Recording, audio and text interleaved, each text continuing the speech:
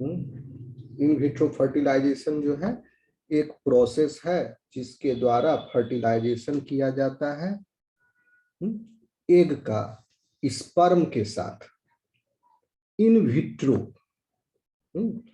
So this is the process of fertilization where an egg is combined with sperm in vitro. In vitro means in glass. पहले के सारे experiments जो होते थे biological experiments भी petri dishes, glass petri dishes या test tubes में होते थे, ग्लास के बने हुए. आजकल डिस्पोजेबल और प्लास्टिक और पॉलीकार्बोनेट मटेरियल सबका टेस्ट ट्यूब आ गया है, लेकिन पहले ग्लास के होते थे. So in vitro means glass. So that's why in vitro fertilization means fertilization is happening outside the body in the container which is made up of glass. So this process involves monitoring and stimulating a person's ovulatory process. Okay, female के ovulatory process को monitor किया गया. अगर वो oocyte उसमें पाया गया कि मैच्योर नहीं हो रहा है, इनफ या सफिशिएंट ग्रोथ नहीं हो रहा है, देन जो है oocyte को स्टिमुलेट किया जाएगा. ठीक, तो अगर मॉनिटरिंग में पता चला कि नहीं हमको oocyte जो है वो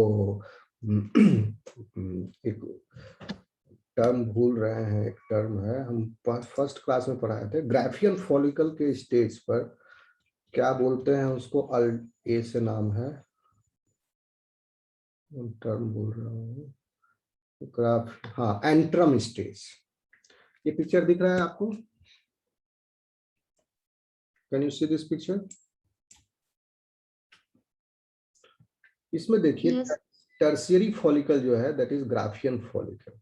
This is also called as antrum follicle या antral follicle. Antral follicle. Okay, तो जितना ज्यादा oocyte antral follicle स्टेज में पहुंच जाएगा उतना ज्यादा उसका इन विट्रो फर्टिलाइजेशन के चांस रहेंगे. किसी किसी में डिफेक्ट रहा, सेकेंडरी फॉलिकल तक ही oocyte मैच्योर हुआ, आगे मैच्योर नहीं हुआ, तो क्या हो गया उस लेडीज में, उस फीमेल में, she will not be able to conceive the baby. उसको बांझ बोला जाएगा. तो बांझपन के और भी बहुत सारे कारण, सिर्फ ये नहीं है, ये इस पाथवे में प्रॉब्लम हो गया, यहाँ पर स्टेप में रुका हुआ, तो उसकी वजह से अगर बांझपन हो गया तो हम आपको बताए थे इससे पहले जो प्रोसीजर पर हैं हम क्या करेंगे, आईवीएम करेंगे, फिर इन विट्रो मैच्योरेशन. ओके, अगर टर्शियरी फॉलिकल स्टेज तक पहुंच रहा है, फीमेल का फॉलिकल बन रहा है, ओके, फिर भी वो कंसीव नहीं कर रही, तो क्या होगा, उसके प्रेगनेंसी के चांस को बढ़ाने के लिए, यानी फर्टिलाइजेशन के चांस को बढ़ाने के लिए ड्रग से इंड्यूस किया जाएगा फॉर द सुपर ओव्यूलेशन, ताकि एक से ज्यादा एग जो है मैच्योर हो और ओव्यूलेट हो. ओके, तो ये सब प्रोसीजर है जो कि आईवीएफ में इंक्लूड किया जाता है, एसेसरीज है, आईवीएम, सुपर ओव्यूलेशन. ठीक है, एक तो प्रोसीजर ऐसा है कि जिसमें एकदम नेचुरल वे में होगा बर्थ, विदाउट एनी इंडक्शन, या तो ड्रग, हम लास्ट क्लास में बताए थे आपको, क्लोमिफिन ड्रग दिए तो ओरल पिल है, इससे क्या होगा, सुपर ओव्यूलेशन होगा, एक से ज्यादा एग बनेंगे. मेरी आवाज आ रही है आप लोगों को? Yes sir. Yes sir. Okay, तो ठीक. अगर क्लोमिफिन से काम नहीं चला, फिर भी ना हुआ, क्योंकि कैसे पता चलेगा कि हो रहा है ये मैच्योर, डॉक्टर जो है वो कंटिन्यूअसली मॉनिटर करते रहता है, आफ्टर 1-2 दिन के अंतराल पर पूरा ब्लड टेस्ट करेगा और अल्ट्रासाउंड से ओवरी का चेक करेगा, ओवरी का चेकअप करेगा, अल्ट्रासाउंड करेगा, जिसमें उसमें उसको मैच्योरिंग फॉलिकल्स दिखेंगे. ठीक है। तो मैच्योर्ड फॉलिकल्स जो एंट्रल स्टेज पर होता है उसका एक पर्टिकुलर डायमेंशन है, अगर उस डायमेंशन तक इतना डायमीटर होना चाहिए, I don't have the figure right now कितना डायमेंशन है, तो इतना डायमेंशन तक पहुंच गया फॉलिकल, दैट इसका मतलब है कि वो सफिशिएंट ग्रोथ हो चुका है उसमें, दिस इज द इंडिकेटर। यह भी हो सकता है कि उतने डायमेंशन तक पहुंच गया लेकिन मैच्योर नहीं किया, ग्रोथ हो गया लेकिन मैच्योरेशन नहीं हुआ, ठीक है। तो फिर क्या होगा, डॉक्टर को पता नहीं चलेगा, वो आईवीएफ के लिए ट्राई कर लेगा, और आईवीएफ बहुत ही कॉस्टली होता है, एक साइकिल चल गया कंसीव नहीं हुआ, फिर अब क्या किया जाएगा, सेकेंड साइकिल में फिर सस्पेक्ट किया जाएगा, फिर आईवीएम को भी ऐड किया जाएगा इस आईवीएफ साइकिल में, ठीक। तो अभी हम बेसिकली आपको ये समझा रहे हैं स्टार्टिंग से कि टर्सरी फॉलिकल स्टेज तक अगर oocytes पहुंच गए, ठीक है, if the oocyte is present in the tertiary follicle, the growth of folliculogenesis has reached till, if it is reached till this stage, then the chances of pregnancy increases dramatically in IVF. So it depends on the number of follicles at this stage, antral stage. Enteral stage पर जितना ज्यादा follicle होगा उतना ज्यादा success rate होगा। आई बात समझ में? Yes sir. तो मैंने नोट बनाया है इसका, लेकिन छोटा नोट है, लेकिन मैं आपको एक्सप्लेन कर रहा हूँ थोड़ा ज्यादा, क्योंकि this is a general knowledge topic भी है, एक तरह से आपको जानना चाहिए और लोगों को बताना भी चाहिए। तो आप जानिए कि ये तो आप समझ गए इन विट्रो फर्टिलाइजेशन क्या है। तो इसमें ओवम को ओवरी से रिमूव किया जाता है। अगर आप इस प्रोसीजर को समझें तो फिगर में आपको दिख रहा होगा, यहाँ पर 10 स्टेप है इस फिगर में, लेकिन बेसिकली इन 10 स्टेप्स में जो मेजर स्टेप्स हैं, मतलब वो सारे कुछ स्टेप को कंबाइन कर दिए, जैसे कि फर्स्ट और second and third step, 1 2 3 step is single stage, is in single stage, that is called as stimulation. Basically in vitro fertilization is a 5-step procedure. First one is stimulation, second egg retrieval, insemination, then embryo culture, and then transfer. So I'll explain you. First, either the female will go with stimulation और without stimulation, natural birth के लिए भी जा सकती है, okay. लेकिन natural birth के चूंकि ये प्रोसीजर बहुत कॉस्टली है, नेचुरल बर्थ के लिए वो जाएगा तो उसमें फेल्योर का चांस ज्यादा है, तो पैसा बर्बाद, टाइम बर्बाद, स्ट्रेस, ये और ये इन विट्रो फर्टिलाइजेशन प्रोसीजर जो है बहुत स्ट्रेसफुल प्रोसीजर है। देखिए, सपोज कि at the stage 10 if this pregnancy test result comes negative, suppose, और आता भी है 50% ऑफ टाइम्स आता है, तो क्या हुआ, इतना पूरा प्रोसीजर गया, वो इतना पैसा खर्च हुआ, इतना टाइम लगा, इतना स्ट्रेस हुआ, बर्डन हुआ, सब financial burden, psychological burden, physical burden, body में भी चेंजेस बहुत सारे आएंगे, क्योंकि यहाँ देखिए गोनाडोट्रोपिन दिया जा रहा है, एचसीजी ये भी हार्मोन है, ये भी दिया जा रहा है, यहाँ पर सर्जिकली रिमूव किया जा रहा है एग को, ओके, फिर सर्जिकली इम्प्लांट किया जा रहा है, 2 बार माइनर ओटी हो रहा है, कल्चर हो रहा है, स्पर्म लिया जा रहा है उसके मेल पार्टनर से, ये सारा जो काम है वो सब बेकार हो गया, यानी स्टेप 10 में अगर निगेटिव आ गया प्रेगनेंसी टेस्ट तब, तो इसके बाद कितना बड़ा सेटबैक लगेगा उस फैमिली को या उस कपल को या उस फीमेल को, and it is one of the risk factor associated with the development of distress and depression among women who are receiving IVF treatment. Okay, students. So one by one I am coming. So first is stimulation, either without, तो stimulation या तो oral pill जैसे कि क्लोमिफिन, या दूसरा gonadotropin कर सकते हैं, तो सुपर ओव्यूलेशन के लिए गया, या नेचुरल वे। तो आजकल जो है depends on clinic to clinic, सबका प्रोटोकॉल अलग है, even country to country protocol अलग है, ओके, बट हार्डली फॉलो होता है, हर कंट्री जो है नियम बनाए हुए है आईवीएफ प्रोसीजर का, प्रोटोकॉल का। जैसे कि एक बहुत बड़ा फैक्टर ये है कि after fertilization the question arises that how many embryos should be transferred in the uterus. क्योंकि अभी क्या है, बहुत सारे एम्ब्रियोज हैं यहाँ पर, क्योंकि बहुत सारे मैच्योर्ड एग रिट्रीव किया गया और स्पर्म तो अनलिमिटेड है सप्लाई में, नंबर में, तो कितना उतना ज्यादा एम्ब्रियो बन जाएंगे जितने एग्स होंगे।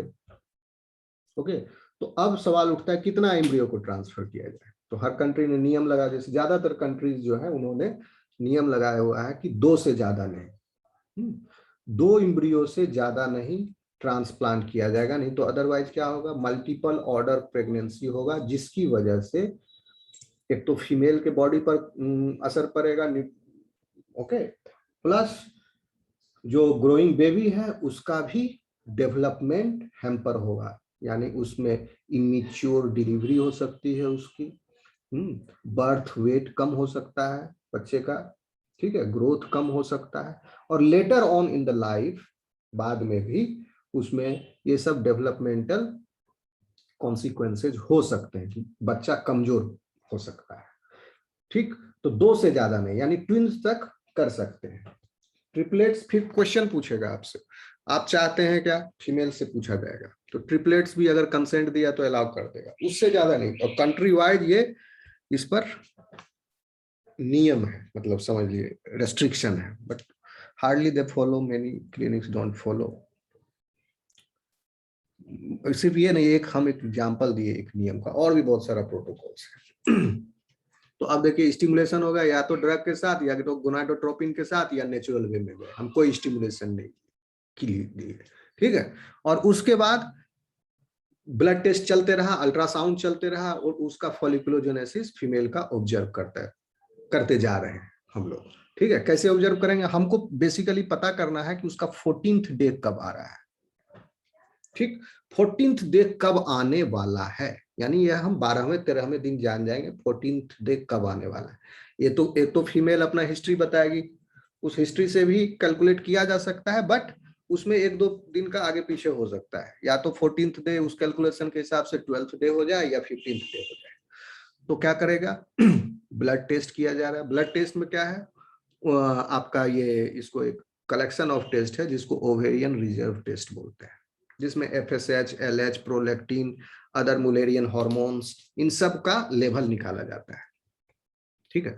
तो उनके लेवल के आधार पर, और अल्ट्रासाउंड में तो सीधा आंख से ही देख रहे हैं, मॉर्फोजेनेटिक स्टडी है, वो आंख से ही देख रहे हैं स्ट्रक्चर्स को। अल्ट्रासाउंड में हम फॉलिकल्स का ग्रोथ देख रहे हैं continuously in the follicular phase, और आफ्टर 2 days हम पूरा ओवरी का फंक्शन टेस्ट कर रहे हैं, ओवरी फंक्शन टेस्ट, ठीक।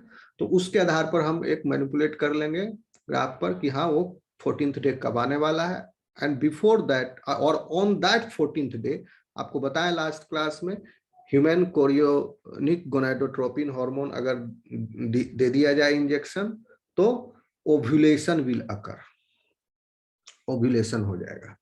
अब ओव्यूलेशन हो गया, ये क्या हुआ, असिस्टेड ओव्यूलेशन हुआ, नेचुरल ओव्यूलेशन नहीं है, दिस इज असिस्टेड ओव्यूलेशन। फिर उसके बाद the female will be given anaesthesia, sedation, इसको बेहोश कर दिया जाएगा। उसके बाद सर्जिकल प्रोसीजर है एक, आजकल तो बहुत ही हम और डिटेल में बताएंगे आगे, अभी शॉर्ट में बता देता हूँ। प्रोसीजर है, उसमें फीमेल में इंसर्ट किया जाता है through its reproductive tract to, मतलब वेजाइना, फिर सर्विक्स, देन यूट्रस, और उसके बाद एक क्या होता है, एक कैमरा लगा होता है, एक प्रोब होता है, लेप्रोस्कोपिक प्रोब होता है, उसके आगे कैमरा लगा होता है, एक निडल होती है, और एस्पायरेटर होता है, एस्पायरेटर से सक किया जाता है ये इंसर्ट, और पीछे आपका रोबोटिक आर्म है, ठीक। and through the regulating and monitoring with the camera and regulating the robotic arm, doctor जो है प्रिसाइजली एंटर करता है थ्रू वेजाइना उस प्रोब को, then cervix, then uterus, then fallopian tube, and then it enters the ovary, उस tube को, और ovary में इंसर्ट करने के बाद वो फिर साथ ही साथ अल्ट्रासाउंड से देख भी रहा है, कैमरा लगा हुआ है, गाइडेड है, कैमरा से देख भी रहा है, और वो अपने प्रोब को आगे बढ़ाते जा रहा है। जब ओवरी में पहुंचा, फिर वहां पर वो जो सबसे बड़ा फॉलिकल है या कुछ बड़े जो फॉलिकल्स हैं बड़े बड़े वाले, वहां पर जाकर के एस्पायरेटर से उस फॉलिकल को पंक्चर करेगा एस्पायरेटर से, और पंक्चर करने के बाद फॉलिकल के अंदर का जो fluid with cells that machine will suck, यानी इस फॉलिकल को ढूंढा, एंट्रम स्टेज वाले फॉलिकल्स को, और इसमें इंसर्ट हुआ एस्पायरेटर, और जब एस्पायरेटर इंसर्ट हो गया तो ये जब खींचेगा, सक करेगा, तो इससे ये फॉलिकल जो है एंट्रम से फ्लूइड से भरा हुआ है, ये फ्लूइड है बीच में पिंक कलर का, ठीक है। इस फ्लूइड के साथ साथ इसको भी, ऊसाइट को भी ले लेगा अपने साथ, और कुछ ग्रेनुलोजा सेल्स भी ले लेगा, ठीक, और इन सेल्स के साथ ये एस्पायरेट कर लेगा, खींच लिया।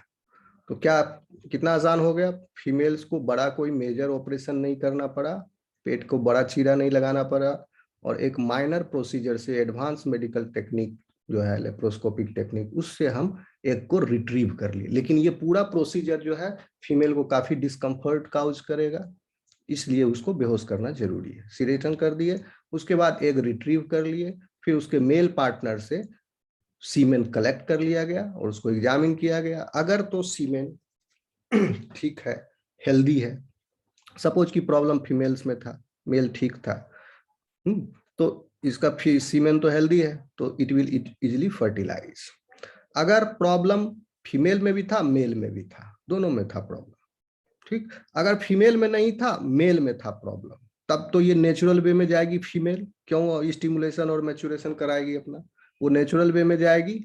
लेकिन मेल जो है उसके सीमेन को जब एनालाइज किया जाएगा तो उसमें 2-3 तरह का स्टडी किया जाता है बेसिकली। स्पर्म का मॉर्फोलॉजी, स्पर्म का शेप, उसका साइज, उसका टेल का लेंथ, और स्पर्म की मोटिलिटी, उसका फंक्शन, ये सब देखा जाता है। अगर स्पर्म का टेल का मोटिलिटी नहीं है तो that means sperm can not swim and reach to the egg, so that's why in this case sperm will be not able to fertilize the egg।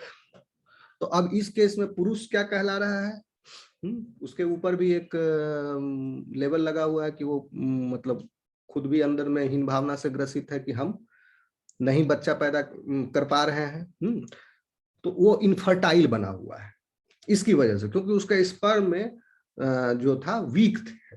लेकिन स्टिल स्पर्म में nucleus तो है, उस nucleus में genetic material है। अगर उस genetic material को किसी दूसरे मेथड से असिस्ट करके, हेल्प करके उसको पहुंचा दिया जाए एग के साइटोप्लाज्म के अंदर, तब फर्टिलाइजेशन हो जाएगा। So that is taken care by ICSI, intracytoplasmic sperm injection, ठीक। अगर मेल्स में प्रॉब्लम है तो अगर इसके द्वारा, क्योंकि अगर स्पर्म जो है नॉन मोटाइल है, उसका शेप खराब है, मान लो एक्रोसोम का शेप ठीक नहीं बना, तो क्या होगा, वो पेनिट्रेट नहीं कर पाएगा, एक्रोसोम में डिफॉर्मिटी है, टेल में डिफॉर्मिटी है, ओके, और स्पर्म काउंट इवन कम भी हो तब भी, तो उसको इंजेक्शन के द्वारा हम वो एग में डायरेक्ट साइटोप्लाज्म में एग में इंजेक्ट कर दिए। या तो ये नॉर्मल वे में कराया पेट्री डिश में, पेट्री डिश को मिक्स किया जाता है, टेक्नीशियन जो है इसको मिक्स करते रहता है, इसका भी एक प्रोटोकॉल है। इसमें कल्चर किया जा रहा है एग रिट्रीव करने के बाद। अगर इसका मैच्योरेशन नहीं हुआ है तो इस स्टेप पर IVM किया जाएगा, इन विट्रो मैच्योरेशन, 4 और 6 के बीच में फीमेल्स का जो गैमीट ऑब्टेन किया गया उसका IVM। अगर ये ठीक है, एंट्रल स्टेज पर है, ठीक लग रहा है, मैच्योर सब एंट्रल स्टेज पर नहीं है, तब IVM किया जाएगा। एंट्रल स्टेज पर है तो IVM नहीं किया जाएगा, ओके। तो अब IVM तो नहीं, ये तो फीमेल का बात हो गया। अब मेल की बात, कि उसमें अगर स्पर्म में डिफॉर्मिटी है तब ICSI यूज किया जाएगा। अगर sperm is healthy then natural way में सिर्फ इसको मिक्स करके फर्टिलाइज करा लिया जाएगा, ओके। उसके बाद जितना नंबर ऑफ एग्स होंगे उतना ज्यादा एम्ब्रियो के डेवलप होने की संभावना है। अगर 4 एग्स हैं यहाँ पर, mature eggs in the antral stage, follicular stage में। तो हो सकता है कि चारों के चारों फर्टिलाइज हो जाए। अगर 10 स्टेज है, 10 एग्स है, उसमें से 4 जो है, 5 जो है एंट्रल स्टेज पर हैं, 3 उस 5 एंट्रल स्टेज से नीचे हैं, पीछे की तरफ हैं, तो 5 जो है फर्टिलाइज होने की संभावना है, 5 इम्ब्रियो बन जाएंगे, संभावना है। ओके, हो सकता है 4 भी बने, कुछ माइन्यूट कुछ भी प्रॉब्लम हुआ हो, ठीक है, लेकिन उससे कम बनेगा। तो इस तरह से इम्ब्रियो ऑब्टेन कर लिया गया। अब 2 रास्ते हैं, इम्ब्रियो को या तो क्रायो प्रिजर्व कर दीजिए और या तो ट्रांसफर कर दीजिए। क्रायो प्रिजर्व क्यों करेंगे? क्योंकि बहुत सारे एम्ब्रियो बने। ओके, इसमें कई सारे एम्ब्रियोज हैं। अब एम्ब्रियोज को कल्चर फिर किया जाएगा 3 से 6 दिन तक, ताकि एम्ब्रियो जो है, अभी भी एम्ब्रियो जो है पेट्री प्लेट में रहेगा। 3 से 6 दिन तक इसको कल्चर किया जाएगा ताकि ये मेनी सेल स्टेज तक पहुंच जाए या ब्लास्टोसिस्ट स्टेज तक पहुंच जाए। ये वेट सर ICSI जो स्टेप है, ये स्पर्म हेल्दी नहीं रहेगा तभी होगा। अगर स्पर्म हेल्दी नहीं है, then doctor will suggest ICSI। Suggest क्या, वो ICSI ही करेगा। ओके, क्योंकि ये इतना सारा प्रोसीजर सब बेकार हो जाएगा ना, सारा बेकार हो जाएगा, क्योंकि स्पर्म एंटर ही नहीं करेगा एग में, तो सब बेकार हो गया। अब बताओ, स्पर्म एंटर करेगा तो इसमें कितना सारे मॉलिक्यूलर इवेंट्स हैं, हम आपको बताएं। कई सारे मॉलिक्यूलर इवेंट्स हो रहे हैं। किसी एक इवेंट में प्रॉब्लम हो गए तो क्या करना पड़ेगा? इसीलिए इनको बोला जाता है assistive reproductive technology, ART, art. ये सब असिस्टिव रिप्रोडक्टिव टेक्नोलॉजी है। तो पूरा ये ब्रॉड हो गया IVF प्रोसेस। समझो कि IVF प्रोसेस में या तो नेचुरल वे में गया, ठीक है, तो ठीक है, IVF जब जैसी जरूरत पड़ेगी, समझ लो कि मोबाइल है, उसमें एसेसरीज लगा रहे हैं अलग अलग, IVF प्रोसेस है, अगर इसमें जरूरत पड़ा IVM का, तो IVM नाम का एसेसरीज लगा दिया। यानी अगर एंट्रल स्टेज तक फॉलिकल्स नहीं पहुंच पा रहे हैं तो क्या होगा? फीमेल फर्टिलाइज ही नहीं कर पाएगी। तो क्या जरूरत है कि oocytes को एंट्रल यानी ग्राफियन फॉलिकल स्टेज तक पहुंचाया जाए। तभी उस स्टेज पर जब इनफ oocyte ग्रो हो जाएंगे, मैच्योर हो जाएंगे, तभी फर्टिलाइजेशन संभव है। आपको याद कीजिए कॉर्टिकल रिएक्शन, कॉर्टिकल ग्रेन्यूल्स बन रहे हैं। अब कॉर्टिकल ग्रेन्यूल्स भी बन रहे हैं। अब मान लो कॉर्टिकल ग्रेन्यूल्स नहीं बना, एंट्रल स्टेज तक आते आते बन जाते हैं, नहीं बना कॉर्टिकल ग्रेन्यूल्स, तो क्या होगा? पॉलीस्पर्मी हो जाएगी। ओके, तो वो जायगोट जो है सर्वाइव नहीं कर पाएगा। तो इस तरह से oocyte को मैच्योर होना, यानी उसके अंदर वो सारे तत्व मौजूद हो, सारे न्यूक्लियर चेंजेज और साइटोप्लाज्मिक चेंजेज हो जाएं, और वो सेकेंडरी oocyte कंप्लीटली बन जाए, फर्स्ट रिडक्शन डिवीजन हो जाए, फर्स्ट पोलर बॉडी बन जाए, उसके बाद वो फर्टिलाइजेशन के लिए रेडी होता है। लेकिन ओव्यूलेशन के बाद, उसके बाद ओव्यूलेशन होगा, देन फर्टिलाइजेशन होगा। ये नेचुरल वे है। अगर कहीं प्रॉब्लम हो गया तो नहीं होगा। ओके, तो ICSI की जरूरत पड़ेगी। अगर ये एंट्रल स्टेज तक नहीं पहुंच रहा है तो IVM इसमें जोड़ना पड़ेगा। लेकिन सबसे पहले, चूंकि ये बहुत ही खर्चीला सौदा है और बहुत ही टाइम टेकिंग और बहुत ही ज्यादा स्ट्रेस देने वाली बात सौदा है, इसमें इतने सारे स्टेप्स, हर स्टेप पर कुछ कुछ बीच में गैप है, हार्मोनल ट्रीटमेंट है, अलग अलग तरह की दवाई है, बहुत सारा प्रिकॉशन है, मॉनिटरिंग है, रेगुलेशन है, डॉक्टर को बार बार रिपोर्ट करना, फॉलो अप करना। और इसमें जो मेल पार्टनर होता है उसका भी बहुत ज्यादा सहयोग की आवश्यकता पड़ती है, उसके भी कोऑपरेशन की। अगर वो नहीं अच्छे से कोऑपरेट करेगा, फिर 2 दिन किया 4 दिन छोड़ दिया, तो सब गड़बड़ हो जाएगा। ओके, तो ये लंबा प्रोसेस, कहीं भी छोटी सी भी गलती जो है पूरा रिजल्ट को नाश कर सकता है। तो अब देखिए अब अगर मान, तो इसीलिए पहले जो है ट्राई किया जाएगा नेचुरल वे में। नेचुरल वे में अब डॉक्टर के पास जाएगी कोई महिला शिकायत लेके, हमको बच्चा नहीं हो रहा है, तो डॉक्टर क्या करेगा? उससे हिस्ट्री लेगा, सारा पूछेगा उसका, क्या क्या करते हो, क्या नहीं करते हो, कब शादी हुई थी, कितने दिन पहले हुआ था, फिर उसका मेंस्ट्रुअल हिस्ट्री लेगा। ओके, उसका फैमिली हिस्ट्री लेगा, उसके हस्बैंड का हिस्ट्री लेगा, ठीक है, वो कितना सेक्सुअल इंटरकोर्स एक्टिविटी उनकी कितनी फ्रीक्वेंट है, इसकी हिस्ट्री लिया जाएगा। ठीक है, तरह तरह का उसका सवाल रहेगा, पूरा वो समझ जाएगा पूरा केस को। डॉक्टर हिस्ट्री लेने का मकसद क्या होता है? पूरे केस को अच्छे से समझना, केस स्टडी। अगर सही सही सब हिस्ट्री में बताया तो केस स्टडी अच्छे से हो जाती है, तो ट्रीटमेंट भी अच्छा से हो सकता है, क्योंकि every individual is a different, ठीक है ना, सब अलग अलग तरह के, तो अब उसमें अलग अलग तरह का मैकेनिज्म लगेगा। तो इसमें क्या बोल रहे थे हम? हाँ, तो पहले ट्राई किया जाएगा कि सस्ता तरीका, यानी इन विवो तरीका जो भी है, जैसे क्लोमिफिन टेबलेट खिला दिए, पहले डॉक्टर लिखेगा कुछ दवाएं, लिख दिया क्लोमिफिन, मल्टीविटामिन, एक दो और पीने वाला टॉनिक और कुछ ऐसे ऐसे लिख देगा, दो चार दवाई बना देगा उसका कंपनी और दे दिया, लीजिए इसको खाइए 1 महीना, फिर बताइए, और बता देगा कि आप लोग अनप्रोटेक्टेड सेक्स कीजिए दोनों पार्टनर। उसके बाद फिर रिपोर्ट कीजिए, उसके बाद भी डॉक्टर देख रहा है कि इनके बीच में कंसीविंग नहीं हो रही है, तो फिर क्या करेगा? म्यूट करो।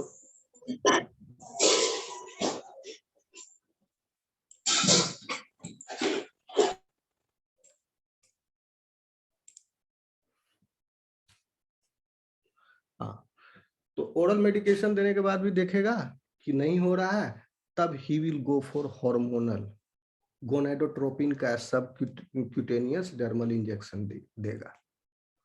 ओके, आपको बताया था इक्वाइन एफएसएच का इंजेक्शन कमर्शियली अवेलेबल है, उसका इंजेक्शन लेगा। तो उससे क्या होगा? फिर उसमें सुपर ओव्यूलेशन होगा, भले उसका कॉम्प्लिकेशन और साइड इफेक्ट है, जैसे OHSS, over hyper stimulation, ovarian hyper stimulation syndrome OHSS, और भी मल्टीपल प्रेगनेंसी, एक्टोपिक प्रेगनेंसी, ये वो जो बताया लास्ट क्लास में, वो सब होगा। लेकिन क्या है उसका कॉस्ट है, क्या है उससे फायदा, क्या है उसको? बेबी हो जाएगा, तो बाकी जो भी बर्डन है वो सहने के लिए तैयार है। तो अब क्या करेगा? सुपर ओव्यूलेशन भी फेल हो गया, मान लो ओरल पिल फेल हो गया, गोनाडोट्रोपिन का इंजेक्शन दिया वो भी फेल हो गया, फिर भी नहीं हो रहा है, ठीक है, क्योंकि सुपर ओव्यूलेशन के बाद वो क्या करेगा? IVF के लिए जाएगा, या अल्ट्रासाउंड से चेक कर लेगा कि भाई ग्राफियन फॉलिकल जो है मैच्योर हुआ है कि नहीं हुआ है। अगर नहीं मैच्योर हुआ तभी तो क्यों आगे के प्रोसीजर में जाएगा, वहीं पर स्टॉप कर देगा IVF प्रोसेस। अगर अल्ट्रासाउंड से देखने पर लगा कि हाँ सुपर ओव्यूलेशन प्रक्रिया से गुजरने के बाद ग्राफियन फॉलिकल के शेप में, साइज में सुधार हुआ, ओके, बढ़े, या नंबर में इजाफा हुआ, सुपर ओव्यूलेशन का यही मकसद है कि ग्राफियन फॉलिकल्स जो है उनका नंबर बढ़ाया जाए, नंबर में इजाफा हुआ, तो फिर वो आगे के प्रोसीजर के लिए जाएगा, ठीक। यानी उसके बाद हम क्या करेंगे? सीडेट करके उसको एग को रिट्रीव करेंगे, अदरवाइज हम एग को रिट्रीव नहीं करेंगे। अगर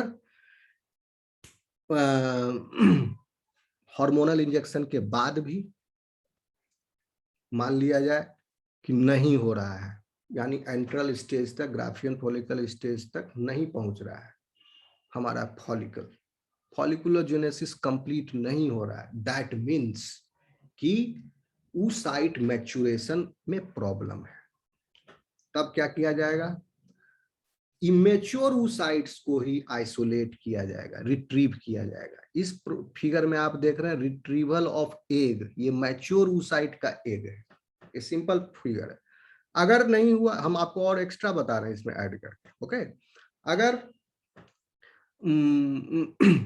एंट्रल स्टेज तक नहीं पहुंचा, तब हम रिट्रीव करेंगे अनमेच्योर, जो एंट्रल स्टेज के सबसे नजदीक वाला है उसको रिट्रीव किया, और उसको फिर पेट्री डिश में कल्चर मीडियम में डाल के, आपको हम बताएं, याद होगा अगर आपको, तो क्यूमिलीन का नाम बताएं, याद करो, क्यूमिलीन से हम सब्जेक्ट करेंगे उसको in petri dish. What cumulin will do? it will increase the production of heterodimer of activin, ठीक है, and it regulates activin inhibin interaction of FSH, और एक्टिविन बढ़ने से FSH को असिस्ट करेगा और FSH का फंक्शन बढ़ जाएगा, ओके। लेकिन ये आईवीएम में अब क्यूमिलीन को फिर साइक्लिक एएमपी के साथ डाल के किया जाता है, क्योंकि वो इंट्रासेलुलर मैसेंजर है साइक्लिक एएमपी। ओके, तो उससे और बढ़ गया। नाउ-ए-डेज आईवीएम करने के लिए, यानी आईवीएफ प्रोसीजर में जो आईवीएम इंक्लूड किया जा रहा है, जिसमें मैच्योर एग नहीं बन पा रहा है, तो इमेच्योर एग को रिट्रीव करके उसको क्यूमिलीन प्लस साइक्लिक एएमपी के साथ ट्रीट किया जा रहा है कल्चर मीडियम में। इन विट्रो क्यूमिलीन और साइक्लिक एएमपी इन विवो नहीं दे सकते। आप सब कहोगे कि मैच्योर नहीं हो रहा है तो उसको ऐसे खिला देते हैं टेबलेट में या इंजेक्ट कर देते हैं बॉडी में, तो इसका लीथल इफेक्ट होगा। साइक्लिक एएमपी इंट्रासेलुलर मैसेंजर है सारे सेल्स का। हमको यहाँ पर सिर्फ एक को टारगेट करना है। बॉडी में जितना सेल है सब में साइक्लिक एएमपी एंटर कर जाएगा अगर, तो इंट्रासेलुलर मैसेंजर है, उस इंट्रासेलुलर मैसेंजर का कहीं पर इनहिबिटरी रोल है, कहीं पर स्टिमुलेटरी रोल है। जी और कितने बार जी प्रोटीन से कपल्ड है, ये जीटीपी एसोसिएटेड है, और सिग्नल ट्रांसडक्शन को कहीं निगेटिव वे में, पॉजिटिव वे में सब सेल में उलट पुलट कर देगा अगर ओरली या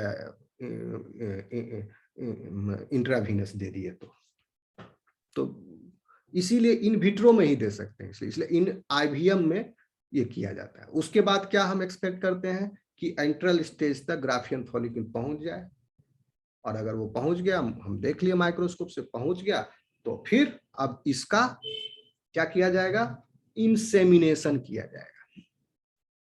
ठीक है, फर्टिलाइजेशन किया जाएगा। इंसेमिनेशन और फर्टिलाइजेशन में ये अंतर है। Insemination is just the addition of semen in the medium in which egg is there present, that is insemination.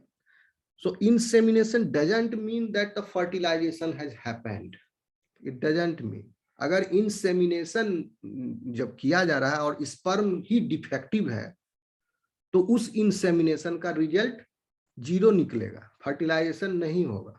तो इसीलिए जब भी सीमेन प्राप्त किया जाता है, पार्टिकुलर डेयरी इंडस्ट्री में, ये आपका वेटनरी फील्ड में, तो अच्छे बुल का या अच्छे जो मेल जो है उसके एनिमल, उनका स्पर्म लिया जाता है। आप लोग सुने होंगे कि 2 करोड़ का भैंसा, इतना करोड़ का हरियाणा में, तो ये सब कहाँ कैसे इतना पैसा कमाते हैं? ये अपने सीमेन को बेच करके, क्योंकि उस भैंसे का बिल्ड बहुत बड़ा है और उस भैंसे का हिस्ट्री रहा कि उसने जितनी भैंसों को प्रेग्नेंट किया, उन सारी भैंसों से फिर दूध भी बहुत ज्यादा प्राप्त हुआ। उन भैंसों से जो फीमेल भैंसी हुई वो भी बहुत ज्यादा दूध दी। तो ऐसे करके उनका फैमिली चल रहा है उस भैंसे का।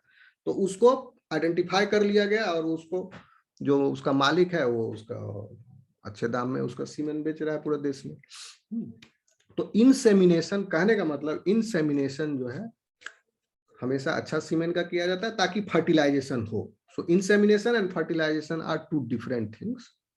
ठीक है, आफ्टर इंसेमिनेशन फर्टिलाइजेशन अकर्स, और इंसेमिनेशन आर्टिफिशियल हुआ और नेचुरल दोनों होता है। Natural insemination, the natural act of sexual intercourse, उसमें नेचुरल इंसेमिनेशन हुआ। आर्टिफिशियल इंसेमिनेशन यानी आर्टिफिशियली स्पर्म को इनोकुलेट किया जाता है इधर इन वेजाइना और यूट्रस। आपको डिस्कस किए थे artificial intra uterine insemination after super ovulation भी किया जाता है। ठीक है, जो मेल्स जो हैं सेक्सुअल इंटरकोर्स करने में वो सक्षम नहीं होते हैं, तो उनका फिर किया जाता है।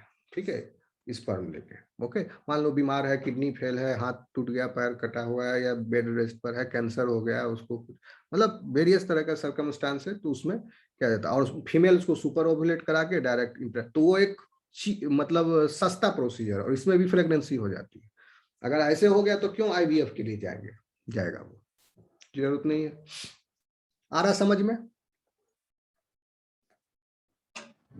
Yes sir. सर जब इंसेमिनेशन अगर सही से हुआ तो आगे का प्रोसेस में तो कोई